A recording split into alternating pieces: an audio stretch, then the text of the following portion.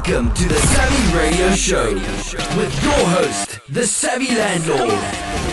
Up next is the best deal ever. On Fridays, check out all episodes on SavvyRadioShow.com. All right, it is Friday, Best Deal Friday, and I got my boy in the house, superstar mortgage broker, no money down on the very first deal, John Mayhue in the house. Been an investor for almost over 13 years, since 2004, 15 units, all sizes, shapes, and you dabble in a little bit higher homes than I do on the east side hood rats. So tell me about a deal that this is Best Deal Friday. Tell me a deal that you have that you enjoyed or you like or you think is best deal or whatever. I've enjoyed a lot of them, but one in particular I'm thinking of, and we talked about this before, about the builder aspect. A builder lived in a home, and he was looking to acquire a new place. He had lots of equity in the house. Was it a new build? How old was it?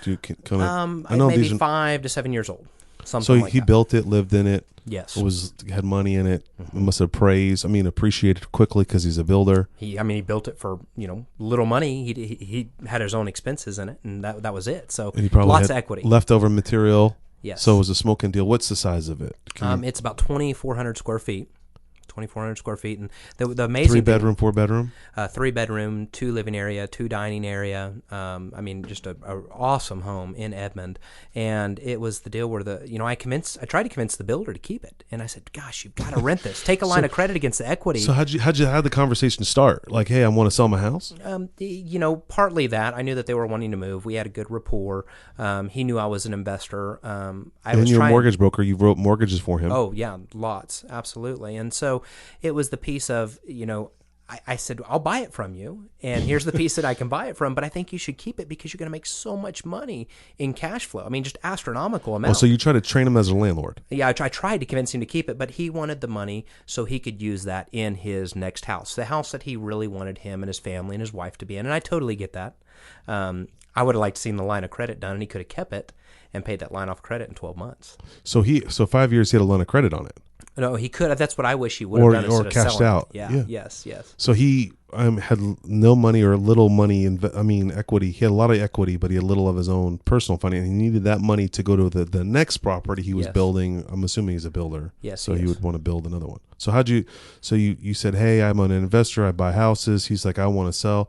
What was the terms? How did it go down? Why is it such a good deal? Well, we came to terms on it, and I bought it for probably, I don't have the exact number, but let's say under 180, and it's worth, let's say conservatively 245, aggressively maybe 270. Okay, so I got a calculator right here. So 240 times 0.70% is 168. Would you buy it for 180? Yeah.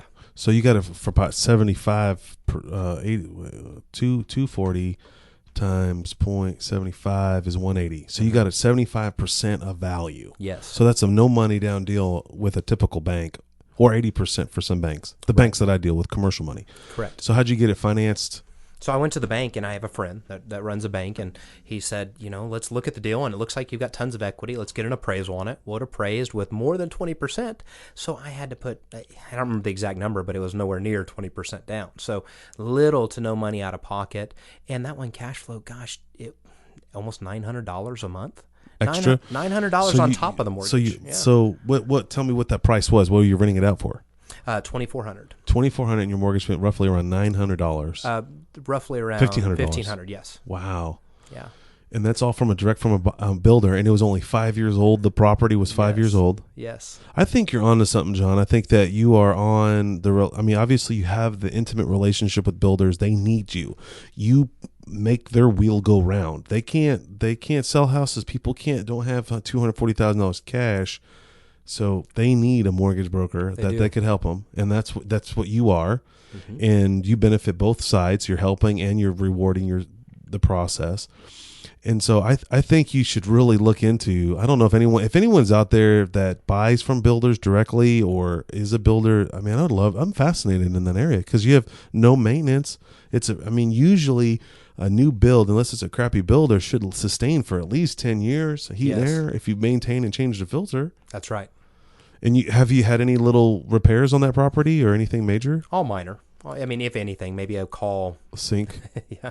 I mean, very, very minor. Wow. Nothing. Awesome. Because you remember those. Those stick in your head when you have an issue. Oh, yeah, because there goes your cash flow. That's right. That's right. Man, so 9 times, that's almost $10,000 a year on an asset that you have very little money in. So you've probably already made your money back, and it's just a cash flow machine.